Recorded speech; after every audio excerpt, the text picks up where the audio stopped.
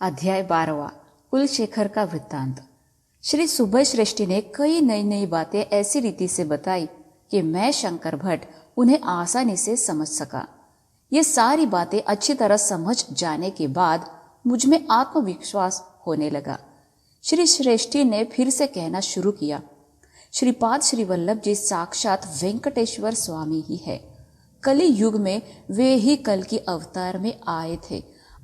आमतौर पर ब्राह्मण यही कहते हैं कि कलयुग की अवधि 4,32,000 साल है, लेकिन सांद्र सिंधु वेद के अनुसार 5,000 साल के बाद सामान्य प्रलय आकर कलयुग में सत्ययुग की प्रतिष्ठा होगी। मेरे आश्चर्य का ठिकाना न रहा। मैंने ब्राह्मणों से जो सुना था ठीक उनके विरुद्ध में श्रेष्ठ ही सुना। श्वास के आयु से क्या संबंध होता है? वत्स शंकर भट्ट, कलियुग में कली की अंतरदशा 5,000 साल के बाद समाप्त होती है। उसके बाद कुछ समय तक संधि काल चलता है और फिर कलियुग में सत्ययुग की अंतरदशाएं, सूक्ष्म दशाएं और विदशाएं आदि चलती है।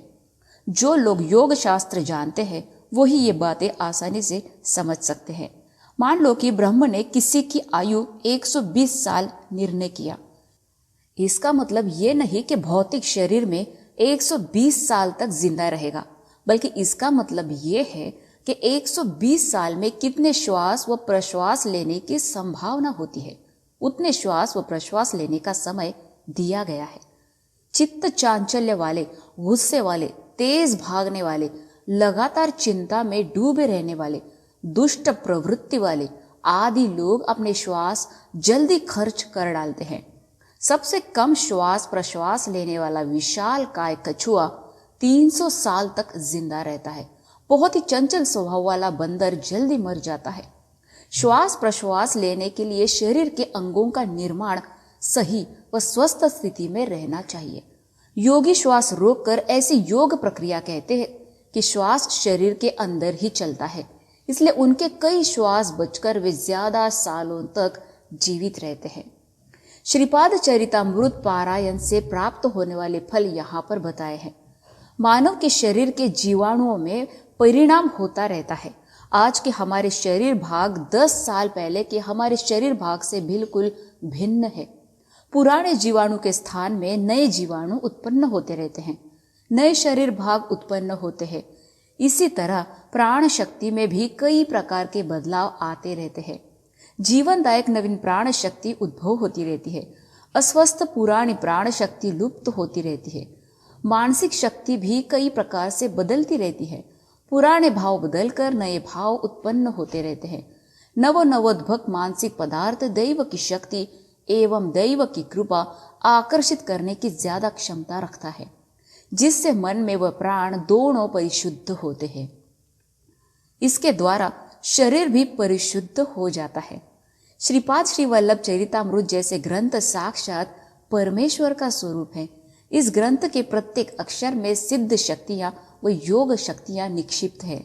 ऐसे ग्रंथों को मन में पढ़े या जोर से या मन और वाक के समन्वय से पढ़े तो उस जगह पर श्रीपाद का दिव्य मानस चैतन्य आकर्षित हो जाता है। ग्रंथ पारायण करने वाले भक्तों की शारीरिक, मानसिक, प्राण संबंधी बीमारियां, मुश्किलें, पीड़ाएं आदि से संबंधित सभी स्पंदन श्रीपाद जी के मानसिक चैतन्य में पहुंच जाते हैं। वहां वे परिशुद्ध होकर दिव्य अनुग्रह से भरी हुई स्पंदन बनकर फिर से साधक में प्रवेशित करते हैं। ऐसी स्थिति में साधक को अलौकिक व पारलौकिक सुख दोनों संप्राप्त होते हैं। सत्पुरुषों को अन्नदान करने का फल यहाँ पर बताया है। ग्रंथ पारायण के बाद कम से कम 11 सत्पुरुष को खाना खिलाना है या उसका बराबर द्रव्य दत्त क्षेत्रों में विनियोग करना है, नहीं तो पारायण का फल प्राप्ति नहीं होती। सत्पुरुष को खाना खिलाने से आयु बढ़ जाती है, अर्थात साधक का और कुछ सालों तक पर्याप्त अन्न राशि अव्यक्त में से उद्भव होता है। इतना ही नहीं, जब वे संतुष्ट होते हैं तब शांति, पुष्टि, तुष्टि, ऐश्वर्य, भोग, भाग्य आदि से संबंधित भोग व योग स्पंदन अव्यक्त में उद्भव होती है। कालांतर में अव्यक्त के बीज व्यक्त स्थिति में अंकुरित होकर महावृक्षों के रूप में विराजमान होते हैं। द्रौपदी मां से एक दाना लेकर श्री कृष्ण परमात्मा दुर्वास महर्षि एवं उनके 10,000 शिष्यों को पेट भर कर खाना अनुग्रह कर सके। इसलिए ये जानना चाहिए कि श्री गुरु को भक्ति व श्रद्धा से समर्पित किए जाने वाले प्रत्येक वस्तु बीज रूप से व्यक्त स्थिति में बदलकर साधक की इच्छा पूरी करते हैं। श्री कृष्ण और सुदामा दर्भ लाने के लिए जंगल गए थे। थकावट की वजह से श्री कृष्ण सुदामा के अंक पर सर रखकर विश्राम करने लगे। कृष्ण को बताए बगैर सुदामा आश्रम से लाए हुए पौआ खा रहे थे। असल में कृष्ण झूठ मूठ की नींद में थे। अब जागने का अभिनय करके पूछा कि सुदामा, भूख लगी है। आश्रम से आने के समय पर गुरु पत्नी ने अर्थात गुरु माँ ने हमारे लिए कुछ खाने को दिया है क्या? सुदामा ना बोला। तुम कुछ चबा रहे हो ऐसे मुझे लगा। सुदामा ने फिर से कहा, नहीं तो मैं विष्णु सहस्त्र नाम पढ़ रहा था। कृष्ण ने कहा, अच्छा, मुझे एक सपना आया। हम दोनों के लिए गुरु माँ ने पौआ दिया। मुझे दिए बिना पूरा पौआ तुमने खा लिया। तो सुदामा ने कहा, कृष्णा, तुम थक गए थे। ऊपर से दोपहर शास्त्र ऐसा कहते हैं कि इस समय में आने वाले सपनों का कुछ फल नहीं होता। कालांतर में सुदामा कुचेल बनकर अत्यंत निर्धन हो गया। अपनी तकलीफें दूर करने की प्रार्थना करते हुए कई बार विष्णु सहस्त्र नाम पढ़ा। आखिर में कृष्ण का अनुग्रह मिला। कुचेल से पौआ लेकर उसे विशेष ऐश्वर्य प्रदान किया। जब वे थक गए थे, कुचेल ने अपने अंक पर उन्हें लेटने दिया। इसलिए हंसतुलिका तल्प पर कुचेल को लिटाकर पाद सेवा की। इससे प्रभु ने यह दिखाया कि कर्म सूत्र कितना निगूढ़ दृढ़ रूप से काम करता है। मल्ल युद्ध प्रवीण का गर्व भंग भी यहाँ पर आता है। अर्थात जब श्रीपाद 4 साल के थे तब एक मलयाली देशवासी पीठिकापुर आया था। उसे वर्म कला नामक मर्म कला मालूम थी। उसका नाम था कुलशेखर। हमारे शरीर के कई भागों पर नियंत्रण करने वाले कुछ जीवन शक्ति केंद्रों को मर्म कहते हैं। इन मर्मों पर या तो मारकर या एक प्रकार से छूकर व्यक्ति को बेहोश किया जा सकता है।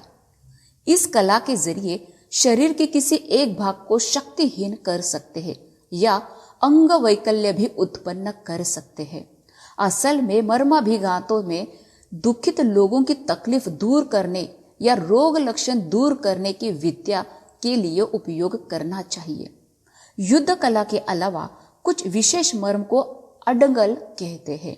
इन अडंगल वर्मों से चिकित्सा विधानों के सिखाने वाली कला मर्म कला कहलाता है। इस शास्त्र को संसार में पहले बताने वाला प्राचीन वैद्य सुश्रुत था। इस कला में बहुत खतरनाक जगह 12 है। उन्हें गुरु से सीखकर लोक कल्याण के लिए उपयोग करना है। इन मर्म स्थानों में प्राण शक्ति बहुत ज्यादा होती है। इन पर या तो ज्यादा दबाव डालने से या मारने से व्यक्ति को प्राण हानि पहुंच सकती है। कुछ स्थानों में दबाव डालकर प्राण पाय से बचना ही नहीं बल्कि दीर्घ व्याधि से छुटकारा दिला सकते हैं। कुलशेखर वेंकटेश्वर का भक्त था। प्रत्येक राज्य में मल्ल योद्धाओं पर विजय पाकर जय ध्वज लिए हुए पीठिकापुर पहुंच गए। पीठिकापुर में मल्ल योद्धा थे। उन्होंने समावेश होकर ये सोचा कि हम कुलशेखर के हाथ में हारना और मार खाना निश्चय है, जिससे हमारे पूर्व की प्रतिष्ठा पानी में बह जाएगी। आम धारणा यह है कि योगियों के पास चित्र विचित्र शक्तियां होती है। कुछ लोगों का कहना है कि श्रीपाद श्री दत्ता अवतार है। इस विषम समस्या के हल के लिए हम उनके शरण में जाएंगे। तब श्रीपाद जी वर्मा जी के घर गया था। कभी कभी वर्मा जी श्रीपाद को अपनी जमींदारी दिखाने टांगे में लेके जाते थे। इस अवसर के लिए उन्होंने श्रीपाद जी को पहनाने के लिए एक चांदी का जरी पगड़ी बनवाई। वे पगड़ी पहनाने के लिए उद्यत हुए तो श्रीपाद ने कहा कि दादाजी हम थोड़ी देर रुक कर जाएंगे। इतने में मल्ल योद्धा आए और शरण लिए। श्रीपाद जी ने अभय दिया कि पीठिकापुर में भीम नामक एक कुबड़ा रहता था। वो 8 वक्र वाला भी था, ऊपर से कमजोर। वो कुछ काम का नहीं, फिर भी वर्मा जी उससे अपनी छोटी मोटी सेवा करवा के उसे वेतन देते थे। भीम को श्रीपाद से बहुत प्यार था और हमेशा अपने कुबड़ेपन दूर करने की प्रार्थना किया करता था। श्रीपाद जी बोलते थे कि समय आने पर जरूर करेंगे। मलय योद्धाओं से श्रीपाद ने कहा, हमें डरने की क्या जरूरत है, हमारे पास भीम है, वो कुलशेखर के सामना कर सकता है। भीम को श्रीपाद पर अचंचल विश्वास था। दत्त के विधान विचित्र होते हैं, यही सत्य है। कुलशेखर के सामने करने रंगभूमि में भीम को उतरवाने के निर्णय से पीठिकापुर वासियों को आश्चर्य हुआ। लोगों ने सोचा कि या भीम का मरना या श्रीपाद की महिमा प्रकट होना निश्चित है।